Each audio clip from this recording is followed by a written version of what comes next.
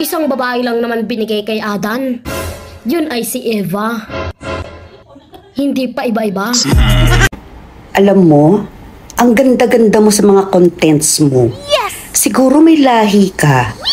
Half Filipina, half filter.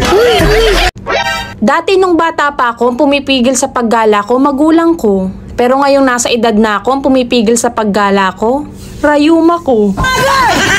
Ang dami ko nang stress at problema sa buhay, nakukuha mo pang mainggit sa akin. Aba, ang ganda naman ang bisyo mo.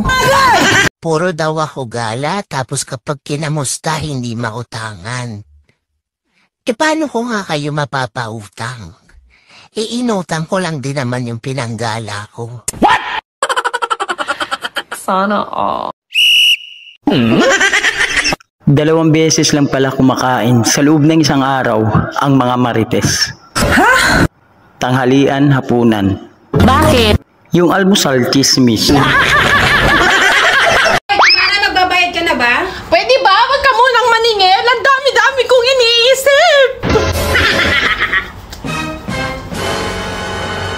Effective. Ako po ay nananawagan kung sakali man po na yung ex ko ay tumakbo sa barangay nyo. Ha? Wag nyo pong iboto. Niloko nga ako, yan pa kaya yung barangay nyo. Ang pag-ibig parang Coca-Cola, minsan zero, minsan sakto. Pero pag ako nagmahal, ikaw lang mismo, wala nang kasalo. Wow!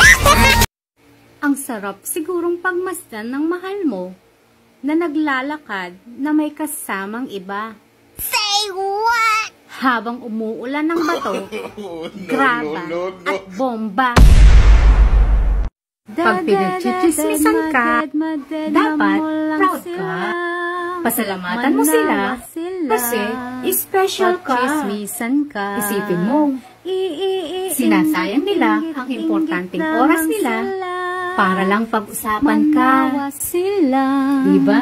Pag-chismisan ka, diba?